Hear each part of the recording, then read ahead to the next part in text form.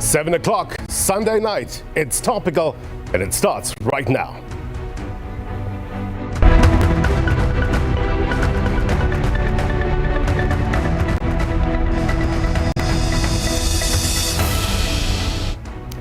A very good evening to you, South Africa, those watching around the world. My name is Blaine Herman, and this is It's Topical.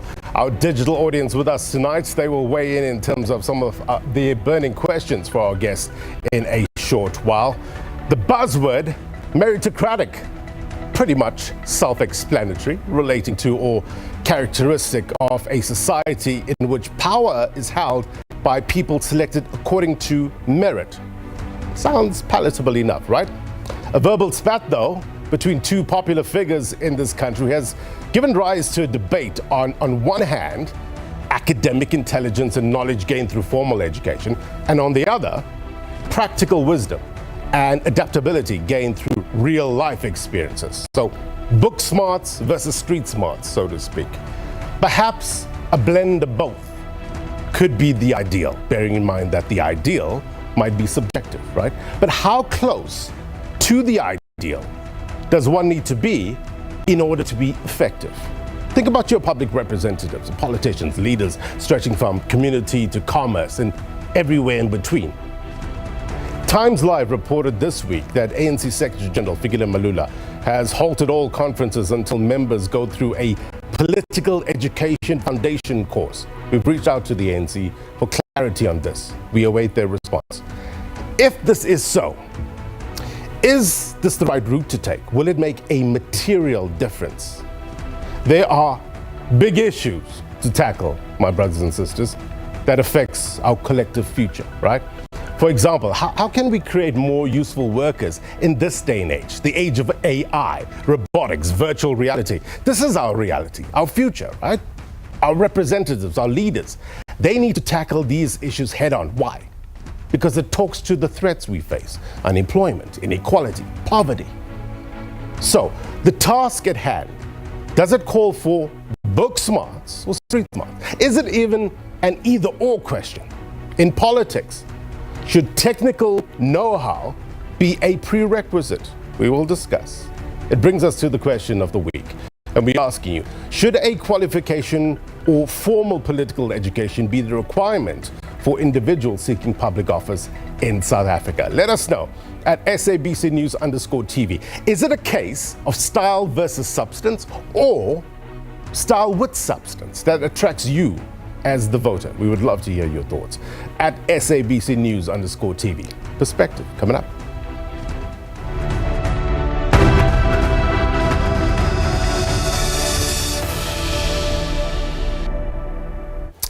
All right, I want to bring in my guests straight away. I want to introduce Sandile Swana, political analyst.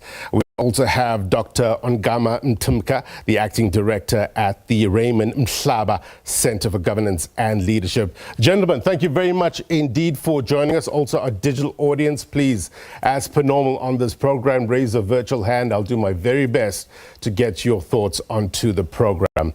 I want to give the audience a bit of information via a graphic that we prepared. So it probably illustrates the points that we're about to. Let's bring up the first one on the major political parties as it relates to political education. And you will see shortly parties in some shape or form seemingly value education of a political nature. Now, the important question, I guess, would be what content is being taught and what value will it offer the elected person? Dr. Mtimka, the notion of a political education course on its own seems innocuous enough, right? The bigger question, I guess, is what difference will it make given the political state of play? Yeah, so very interesting. I think through political education, political parties try to ensure that their leaders or their people who become public representatives at least are familiar with what the ideological and the practical program of that party is, so that once they assume office or they are involved in processes of selecting leaders, they know what is required. But the difference that it makes for me, is very much in doubt, in the sense that if you look at what is wrong with our politics, in my view, it's not that people are less educated either politically or formally, but people act in bad faith.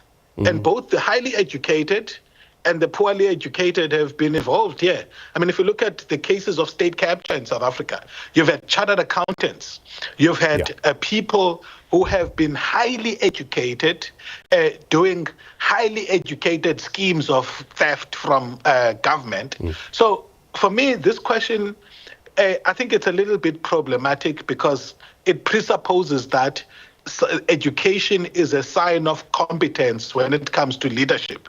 And I'm arguing that even if we can read some potential when it comes to education, in the final analysis, what collapses institutions are bad faith actors and not whether or not people are educated in terms of what I've seen.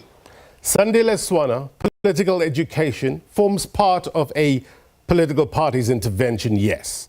But is it profound? Thank you. I suppose political education of members of a political party and the general public is a good thing. But we must be aware that there is much more to that, which is the cultivation of character, the cultivation of ethics, the cultivation of diligence, faithfulness to the task at hand, and so on and so forth. Right.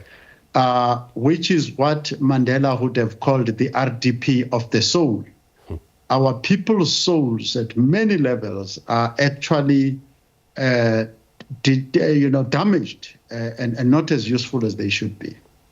Let's put up the next slide and talks to the training process for members of parliament. This is according to the Parliamentary Monitoring Group. And it lists a whole range of issues, saying that no specific education requirement, encouraged to register for courses, orientation for first sitting, induction on constitutional mandate ethics, that becomes important, lawmaking, study visits to different parliaments, engage civil society, improve communication skills, critical thinking, conflict management. Doc, speaking about critical thinking, I came across a write-up by Gundula Bosch from Johns Hopkins Bloomberg School of Public Health in Baltimore, basically saying that train PhD students to be thinkers, not just specialists, and adding that many doctoral curricula aim to produce narrowly focused researchers rather than critical thinkers. Now,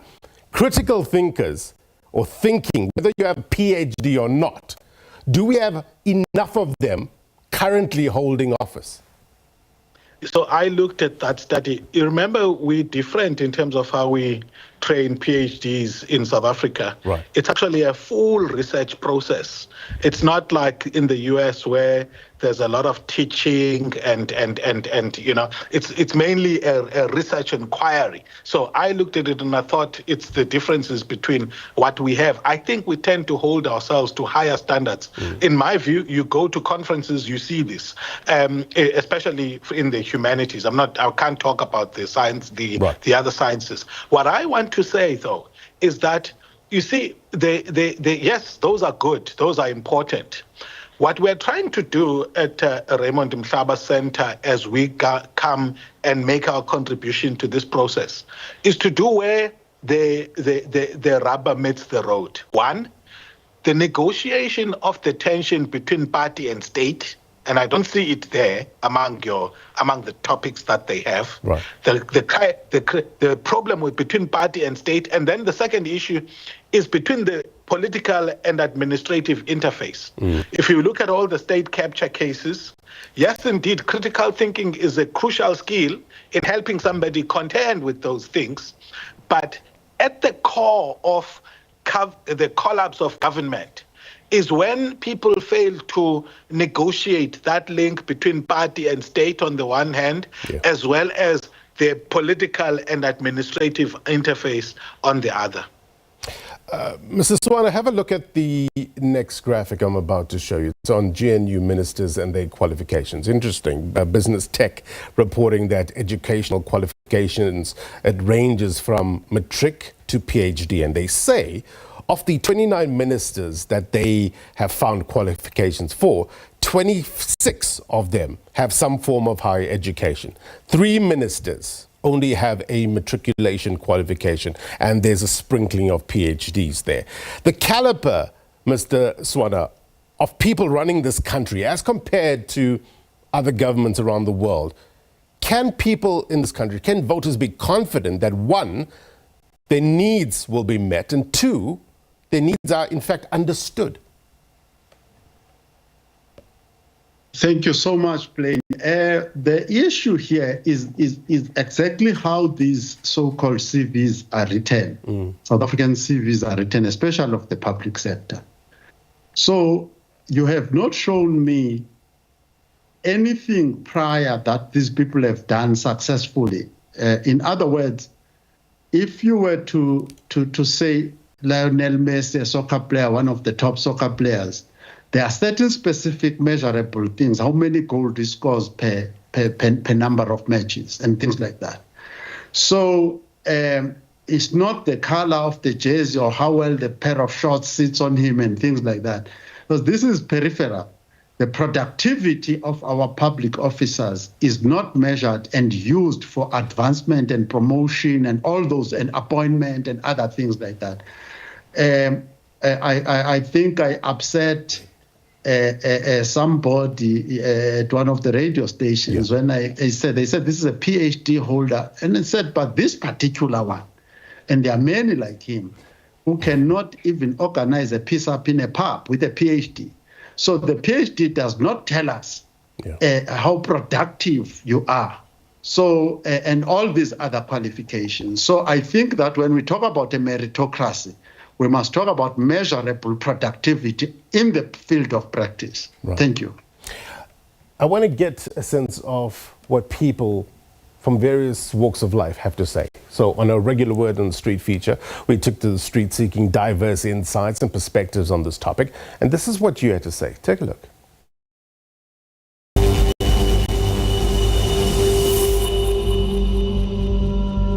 I definitely feel that you do need education. However, experience also counts, but one cannot exist without the other.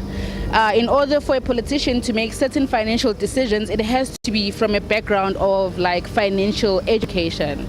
So I still stand on the point that a politician needs to be educated in whatever portfolio they hold.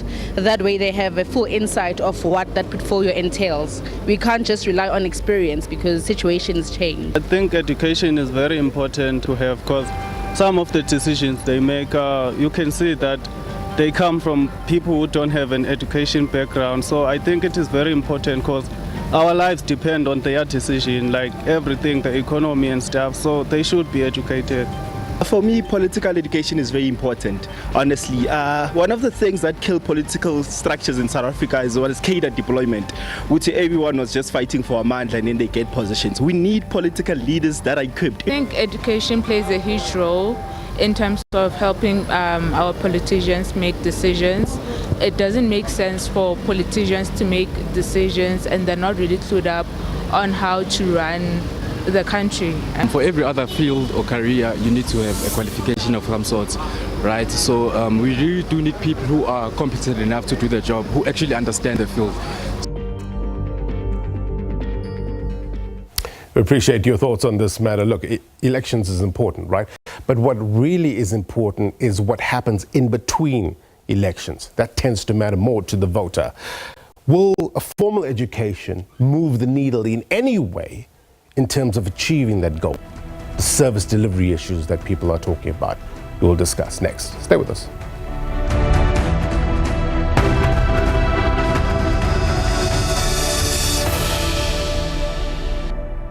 Welcome back. You're watching It's Topical. Educational qualifications for those tasked to perform duties that affect you and your family. It's in sharp focus tonight.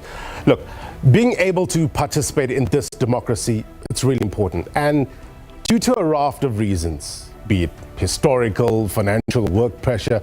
Many in this country can't or couldn't obtain a higher education qualification. Should that rule them out as public representatives? How do you weigh that up when choosing who to vote for? For example, does it matter to you being elected by your constituency? Is that good enough? Or should the standard be a little higher? In the question of the week, we ask you, should a qualification or formal political education be a requirement for those individuals seeking public office in South Africa? Please let us know at SABC News_TV. Now, back to our guests. Mr. Sandile Swana, a sound understanding of the historical struggles that this country has gone through, the intense fight for freedom. It needs, one would assume, to be top of mind in order for anybody to have that ethical obligation to forge ahead and make a difference in this country. How can that best be done when trying to suppress what is commonly known as the politics of the stomach? Thank you. I think there's a part of the political landscape where that politics of the stomach has tended to be more dominant, and I think we need to start there. And that side would affect the Congress movement in the form of MKP and the ANC, those types of people. And I think we have a sense of how they got there and therefore how it should start to be eliminated. There are people who entered the structures of the ANC, for example, and therefore they would enter structures of other political parties without any proven track record of serving the community, without any testable intentions of being committed to any particular cause. So without a sifting mechanism, a testing mechanism, you'll forgive my rough language. I think even the mafia tries to test people how committed they are to committing serious crime before admitting them. So if you are making people to join a political organization with a serious political agenda, because the needs in South Africa are real and severe, then you have a problem. So there are documents that have been prepared. I do not think the documents are adequate. I think they can be elaborated upon and cleaned up by properly competent people through the eye of the needle and the new cadre. And there would be others elsewhere. And I think Professor Somadoda Fikeni has been trying to write other documents for selecting people into the public service. But I think intellectuals in South Africa do need to put credible methods of sifting members of political parties, and also put sieves, filters of how one actually gets to occupy a position as a staff member in the state or occupy an elected position as a ward councillor, a member of a provincial legislature, and a member of the national parliament in general. So to me, those sieves are actually lacking and are not being taken seriously. Let me add this quickly to the extent that it may be relevant. You see, I have never been properly trained as a soccer player. And I don't think there's any soccer team that is obligated to appoint me to play soccer, including Bafana Bafana. So we must not say that there's a field, whether that field is to be a minister in the cabinet, a councillor, whatever, that people who are not qualified to be there for any number of reasons must be there when there are people who are qualified who can be there. And we know that they are there. So I think I should add that. The argument might be that the ethical question, the ethical qualification, so to speak, might be equally important, Dr. Mtimka. Morality isn't innate, right? We learn moral values, we learn behavior. Sometimes, as human beings, we go off the right path. So a renewal, I guess, is needed then. These political education courses can't be a once-off. It can't be a crash course. Yeah, so well, it can to some degree. I mean, because remember, adult education is attempting to be remedial. Right. Okay, but this issue, I mean, this debate we have here is is an ages-old political science debate, particularly between Plato, Machiavelli, and I was constructing a isiXhosa input into it based on our proverbs. One, Plato says it's important to have these philosopher kings who are, the ideals and they have particular qualities. Machiavelli says, actually, no, there aren't any philosopher kings. What you have are people who make themselves appear as though they are for the good of society. Yeah. But once they get into office, they actually get into office for the purpose of extracting rents. Now, what I was constructing from selected isiXhosa proverbs was a leadership theory that says, amaXhosa actually are saying to institutions and leaders, what you do, you actually do for yourself. And then there's other proverbs that I select, which then says the political institution building intention, if you look at this, is for a self-accountable, but also accountable to society leader who recognizes that that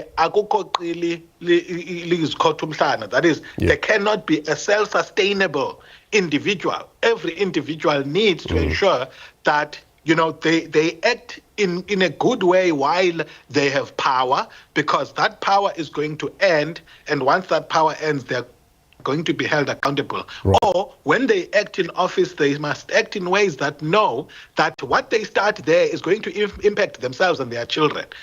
Where this thing of so my view is that amaXhosa are resolving a philosophical tension between Machiavellian and idealistic notions of leadership in that submission. I want to bring in our digital audience now and get their take on the matter. Let's talk to Mpho. Mpho, what side of the coin do you fall on? Make the argument. Actually, both, right? Professionally, I am a politics lecturer, so I think some people may think I'm a bit biased, right? I'm also a bit of a scholar. So on the one hand, I absolutely do believe that education is important because it does lay a very important foundation, even when it comes to building certain skills like your critical thinking, research, innovation, and all those things.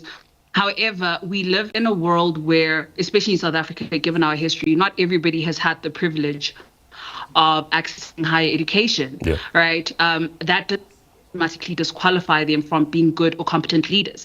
What education does is provide, what can I say? It provides a guideline, essentially.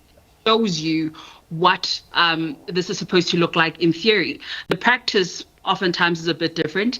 And now that's where I think Mr. Swana and Dr. Mtimka were talking about earlier on, to say that the problem most of the time is not necessarily the qualifications that people hold, but the actions when they're already in those positions. For example, he gave an example with the state capture to say some of the people who are involved in that are people who were educated, right? And I think at its core, we sometimes forget that politics is essentially a people thing. Right. So we need people who are in touch with themselves, with communities, who can remain very understanding and very connected to the human element of things, while we also have people who focus on the bureaucratic side of politics. So I think both elements are very important. I'll give a very recent example with a gentleman who got a RAF payout, I think a few months ago, and his community didn't have water for 15 years. And the first thing he did with his RAF payment was install it in his community, right? About his political background, but the fact that political leaders in his area failed to do that, and somebody who's not an elected official took it upon himself with his own personal funds to do that, shows that sometimes our education does not fill in the gap for that human element that we need. So I think both.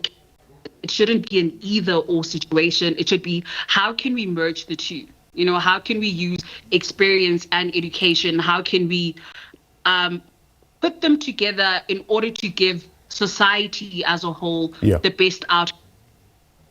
And Mr. Swana, before I go to Molotelo, I mean, how can we effectively implement this debate that's happening in our classrooms, in the political science lecture room theatres? Because we need to practicalize these issues, right? We need to make it real and tangible so that we learn and we get better. What's the best course of action here? So I can talk from experience, and I think a lot of my studies have been in the applied side of science. So what I will say is that there are little things that actually are very important to every nation that South Africans have now neglected. But to me, they are extremely powerful, and they must be reinstated. As an example, in some of the communities, obviously people belong to different faith communities. I come from the Christian tradition. During our part in the youth, we were doing community projects through the church and through the community structures of the youth. Raising funds, building crashes, all sorts of things, food gardens. As young people, you learn how to take minutes, how to account for funds, how to deliver the actual projects. So you find that there are people who have that culture of delivering, living to deliver service to other people. They have no practical experience of that. So we combined the idea of going to school with the idea at the same time as you grow up at every stage. So when I went to university to be an activist and to continue to be involved in the community was not a problem for me. Till today, I don't have a problem being in business, being in the community, being all over. It's something I grew up with. So I think that the practical side of life, our children, I mean, people are talking now, children must go and plant trees. Those things should have always been there to develop the natural environment, to clean the township, to clean the rivers and to do that. You learn that a lot of the budget of our nation is actually in your energy that we are keeping in reserve, that we are not deploying for the service of the people. Right. So to me, those things must be introduced, including these students. These students, every faculty must have a practical side to it, where people throughout their degree studies are actually doing the practical project in the community. Yeah. Thank you. And it's a culture that you create. What you're talking about, something that you've learned from younger days till now, it's something that is in you. It's hard to take out. So these renewal or these remedial adult courses, it just throws you back, I guess, if it's a once-off, back to those right living, you know. Molotelo, let's hear from you, your thoughts. Good evening, Blaine and the panel. Blaine, I think for me, importantly, mixing youth with experience is important, number one. Number two, I think at the core, we need to also understand that as South Africa, we sort of have not had a past where people had access to higher education. Yeah. And that in itself has created a sort of a problem where people are now being put in positions because of having political credentials. And public office is frowned upon. And another reason why our humanities studies are usually frowned upon is because of the caliber of people that are occupying our public offices. Because now you have ministers who don't understand the basic principles of Batupele. And those are things that Mr. Swana just spoke about, of knowing your community and where you're coming from. And if our elected public officials are not able to implement those things, it makes us as political science students, scholars, and professionals look like we don't know what we're doing. And another thing, public office bearers, they find themselves in those public offices, and they have then the opportunity to upskill themselves while they're holding those public offices. And I do not understand why they do not take advantage of that or those opportunities to learn while they're busy on the job, so that they have some sort of technical understanding or technical knowledge of what is expected from them, from the public, and while they're in the public office. So that's an important point. Yeah. The last thing is, when Dr. Mtimka spoke about the state capture, where even chartered accountants were guilty of being part of state capture, it's also because of, political office bearers, the decision makers are the ones who are sort of taking those professionals and tarnishing their images by using them to do those dirty tricks, if I can put it that way. It's an interesting point you raise, Molotelo. Dr. Mtimka, we're talking about standards. Having minimum ethical requirements with no formal education versus highly educated and substandard ethics. I mean, why should this be binary? Surely minimum ethical requirements and a sound education is plausible in this day and age. Yeah, absolutely. So I'm going to talk about the ANC because I think they have created some institutional mechanisms to regulate this. If you look at Section 25 of its constitution, it talks about people of good repute and acts of misconduct, and it describes what kind of people shouldn't be selected for office. But the challenge with political institutions is that they are always a function of the power dynamics that permit or constrain their implementation.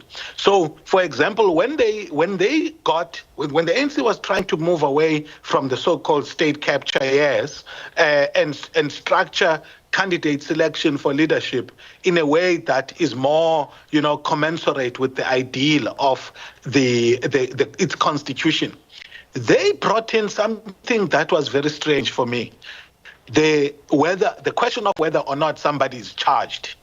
Right. In my view, that was dropping the bar from a thoroughgoing list of qualifying requirements for who has brought the organization into disrepute.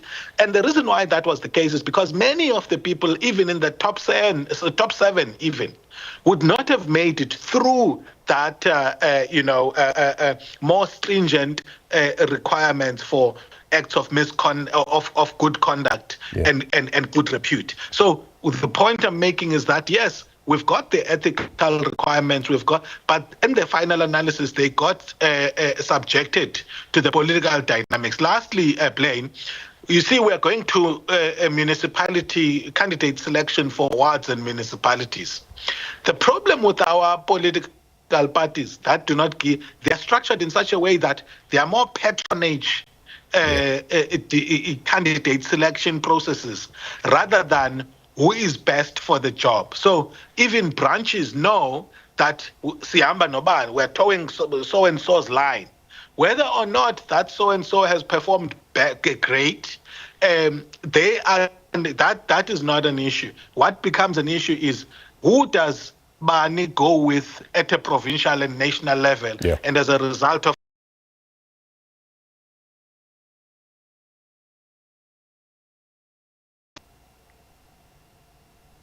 good evening. Thank you for having me.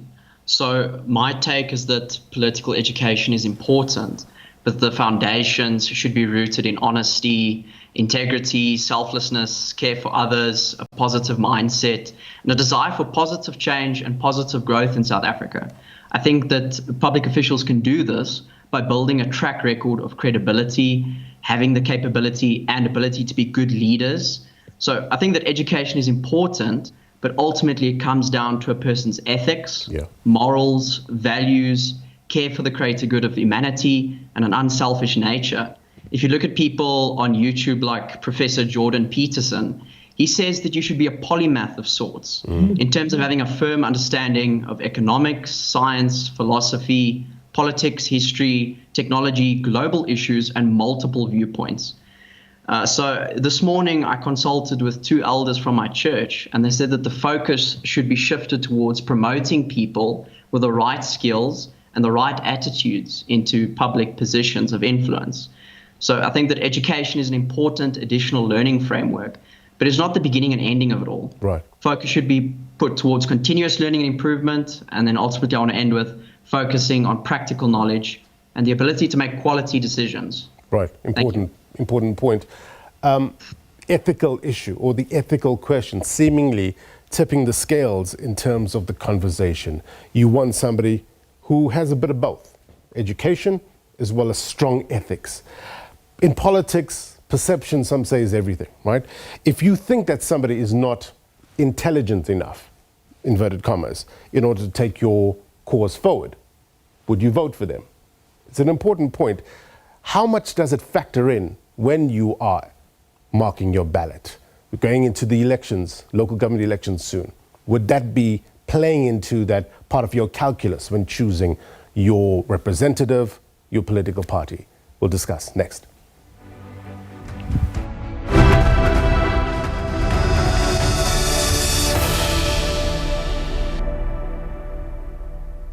Welcome back. You're watching It's Topical. We're talking about formal education versus experience, and a bit of both. What's the ideal?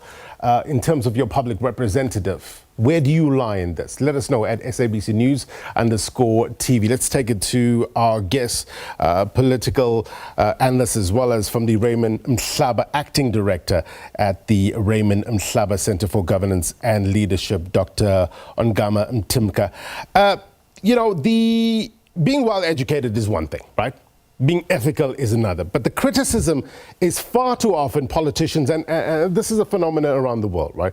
They tend to act out of fear of consequences rather than out of good conscience. I guess the question is, what needs to happen in our political and electoral system that will promote ethical leadership? Wow, I've seen ours acting neither out of good conscience nor out of fear of consequences. So you'd hope that one of those things was, in a determining factor. I think that we need to encourage values. And we've driven this idea of a secular state. Yes, indeed, the state must be accommodating to everybody. But just to build on what Mr. Swana was saying, faith-based organizations have by far, in my view, been the best when it comes to inculcating values that we need, which serve as a self-policing mechanism. Yeah. Because in the final analysis, when people define integrity as who you are when you are alone, and if when you are alone, you are of the view that there is a being who sees you, even when you are alone, my view is that tends to, be another reinforcement. Mm-hmm. Because remember, Thomas Hobbes argues that our state of nature is actually nasty and evil general. So in our state, left to our own devices, we would live a life that is nasty, brutish, and short. Yeah. So we need mechanisms of reinforcement, whether it be a society that nurtures those values, a society that's not too materialistic like our society. We've created too many pressures through consumerism and among other things, which make people have this reality that's on social media and on capitalist marketing and positioning of who we should be in the 21st century. Now that we're all striving to have these monies where we drive expensive cars, wear expensive clothes, and all of that militate against a conduct that is reserved and is for the greater good. I see hands up in the digital audience. I'm going to come to you, Mpo, in a short while. But let me pick up on one of the points Dr. Mtimka has made, Mr. Swana. To what extent are we playing in this social media bubble, and that it's becoming an echo chamber for a political narrative, which is not reflecting reality on the ground? Yeah, it's the word. It's a bubble, right? It's a mirage, a fake world, a dangerous world actually. But before I get into that world, I wanted to just add something to what Dr. Mtimka said earlier on. You see, one of the problems with these political leaders, especially the two biggest parties in South Africa, and then you can cascade it down from there. On the business of ethics, for instance, the top seven in the NEC, I have not seen anyone taking each other to the disciplinary committee. Mm. Because that is where ethics need to start. When you can see, these cameras that you put there from Bosasa or whatever it was, I think, say, I'm going to write a case against you at the disciplinary. You must go through me, and I'm identified I'm Thabang Makwetla, whatever the case is, I'm taking you to the discipline. So when we don't discipline each other as colleagues, nothing good is going to come out of that. Then this question that we are asking now relates to saying, how do you define success? Because when I say I have arrived, now I'm at the pinnacle of success, what is that exactly? I was talking to a youngster she was saying to me that they want to have, if they have to move from their apartment, they want the one that is as close as possible to the center of Sandile. And when I'm there, when I'm sleeping on my bed, I feel much more inspired for success when I hear a roaring Ferrari outside. So when your spirit and your heart and your mind are more motivated by a roaring Ferrari, clearly we are living in a bubble, right? So to us, the question of developing your abilities, developing your contribution to society, producing tangible, measurable progress in your community. So those are new values of ambition that our youth and our young professionals and so on and so forth need to be getting into, rather than this thing that I've seen this latest 7 Series BMW that I need to get to. So we need to shift that. That is useless. That is never going to help us. Paul, let's hear from you. To add on to what Mr.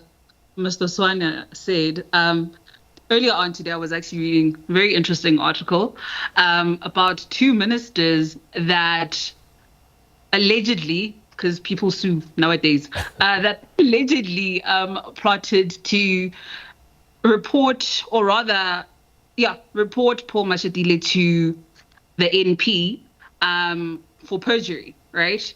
And they said the messages were fake. Paul Mashatile said he saw the evidence, but that just goes to how do we ensure that on a human level we hold each other accountable, or how do we ensure that those ethics are upheld, right? The basis of this article that I was reading about was essentially that there were 2 ministers who were trying to hold a higher official accountable through legal routes, and those are things that we need more of. Be it the case is actually valid or not, that was just an example of how we can enforce ethics, how people can be more, because like they said, people are sometimes more afraid of the consequences rather than just generally acting in good faith. So on a level, there is that need for our leaders to go out of their way to hold each other accountable. But on the other hand, I also wanted to say that when we're talking about now enforcing public trust with our leaders, I think when it comes to conversations about whether or not our leaders should be educated, we have now just spoken that, you know what, they're both elements that could work, even if they're not formally educated, the experience works, or when they are formally educated, they need to gain that experience. I think an important thing to reinforce that public trust would be having courses after the fact, after appointment, for example, continuous courses that keep our political leaders up to date with not only their specific field, but whatever knowledge is being in that time. So people who are in policy making should maybe engage constantly with policy courses. You know, people who are in should always engage in courses that have to do with upskilling them. So they always remain relevant because the experience take you so far. I think there's a level of remaining cognizant of the developments that are happening, which is one of the benefits of want to expose yourself to constant knowledge and open yourself to more research so that you are generally more productive. Right. Let's go to Nicholas and then I'll go to Malutilo. I have a question for Dr. Mtimka and Mr. Swana. So I just want to refer to the Constitution and to Chapter 7, Section 152, the objectives of local government. My question is, do you believe that through encouraging the involvement of local communities and local community organizations in the affairs of government, that will lead to more efficient and effective leadership? Doctor, you first and then Mr. Swana. Absolutely. Local government is three-legged. It's the political, it's the administrative, and community. Community is a crucial leg if you look at billions of unaccounted for water, billions of rands of electricity, and also just the lack of services, communities play a crucial role in that. From a budgeting process, they should be involved, as well as reporting and interacting with the local state, so that there is a closed loop that is three-way between community councillors and the administration. So it's crucial. Mrs. Swana? Yes, I'll say two things about this. The first one is that from shows like this and other platforms, we need to now encourage the young professionals. For instance, in my ward, I recommended a young chartered accountant to be part of the ward committee. So we need to encourage these young professionals, engineers, economists, and so on, to be part of the ward committees and other community structures that interface directly with the government processes. Number two, there was a year, I can't remember the year now, where there was a big scandal or controversy around the Alex renewal project in Alexander Township. So I followed up the matter, and I discovered that during the time that the community was participating in the project, they were through the Alexander Development Forum. Many of the researchers who researched the progress of the project reported that it was actually very successful. The minute the comrades or whoever else was involved in this was able to sideline the Alex renewal project, the project actually failed. So my conclusion about local development, all development is local, it can't happen in the sky. So anytime there is development or potential development or service delivery, the community need to insist and be organized to participate in monitoring the progress. Not this thing of this mafia, construction mafia, and all those types of things. I'm talking about genuine community participation, which is why in my household and in my community, I am directly involved with the ward councillor and all the surrounding processes. Thank you. Right. Moloselo? Thanks, Blaine. From my side, I think in terms of the ethical leadership, we have leaders that start holding office, and then they move further away from the people that they're supposed to serve. So you find that the ward councillor who stays in a rural, remote area moves to the closest town that they can get, and that sort of disconnects them with the constituents that they're supposed to serve, and it further pushes them into a narrative of not being able to be there when they are needed hands-on. And another point is we are now in a very digital age, a digital age of social media, which is not reality, a digital age of AI, which needs to be taken seriously. We need our leaders to equip themselves with whatever is happening around the world, because most of the time you listen to our leaders speak, they still speak about rhetoric that happened years and years and years ago. And that does not help us, because it goes and embarrasses us in front of the rest of the world on a global stage. So I do think in terms of getting ethical leadership, we need leadership to be able to upskill themselves when they still have time to do so that our discipline, I'm very passionate about political science, our discipline needs to be taken seriously because of the kind of caliber of leadership that we need to produce in the country. Right. Nicholas, I see your hand is up again. William. Let's take your question and then we'll get final thoughts. Thanks. My question is just in general. My question is just that, how would you go about ensuring that leaders are the type of leaders that we want to see, not only in government, but I mean, even in lower levels, like the principal of the school, the dean or vice principal of a university? What is your advice, and especially for young people like myself, to learn and, to learn from the past and to be better? Thank you. Mrs. Swana, then we'll wrap it up with Doc. Yes. Obviously, when you are young, you have many risks because these things, some of the excellence that you achieve later in office is influenced by your mentors. Mentorship is very important. You need to learn from your elders. Like, I have no confusion about the impact that my elders have had over the years on me. So it's important. Mentorship is very, very important. Yeah. And you must open yourself to that.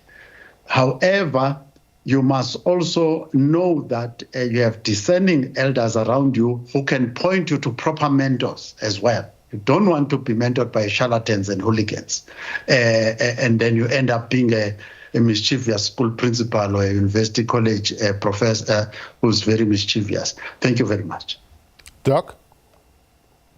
To Elijah's point, I think that people from faith-based institutions must stop this thing of saying politics is a dirty game and stay away from politics. So that's one. Mulatelo is talking about a very important value of sacrifice. I think leaders need to remind themselves that if I'm taking public office, it's got implications as far as what my choices are. So one of the things may be, I'm going to stay here for the 5 years that I'm councillor, and then I'm going to leave, because everybody is encouraged to pursue their aspirations. But there are sacrifices that, there are choices which are limited based on what office you take. Same as business, by the way. Politicians, when they take public office, they must know that this has got implications on business. So people must make that choice and stick with it, and then know that later on they can continue with their lives. Yeah. So we're not saying politicians shouldn't aspire to become business people or whatever the case may be. But while you have public office, just know that you have got that and you focus on it. Right. Dr. Mtimka, Mr. Swana, thank you very much indeed. Value added, no doubt, for our audience, to our digital audience as well. Thank you very much indeed for your contributions and your questions. That's what It's Topical is all about, right? People who want to know, we bring them to the people in the know. So thank you very much indeed. The conversation continues. All right, before we go, here's my take. Of course, you'd expect a level of comprehension from your public representatives when dealing with complicated matters that affect you, the voter, and your family. You need to be able to do your job effectively. Otherwise, what's the point? What difference are you making? But equally important is the firmness of purpose and fidelity to the truth, blunting selfish ambition and elevating the interests of communities. You heard it tonight. Leaders need to be in the business of better, trying to get better for you, for me, for our families, because that's what it boils down to, giving your family a better life. It's about forgetting the fringe fears, the points of fixation, and focusing on incremental steps we can take as a collective to move this country forward. If leaders use this motivation as their foundation, then whether schooled in a fine educational institution or the school of hard knocks, you're bound to see progress. Also, talking about each other needs to be replaced by talking to each other. A competition of ideas is healthy. Let's debate issues in a constructive way. Why? Because it gives us plausible options to fix. And that's my take. If you miss anything on this program, then be sure to watch It's Topical on YouTube, as well as SABC Plus. Trends Travel up next. If you're watching a repeat of this program, then as always, the news continues. Until next week, my brothers and sisters, take care. Bye-bye.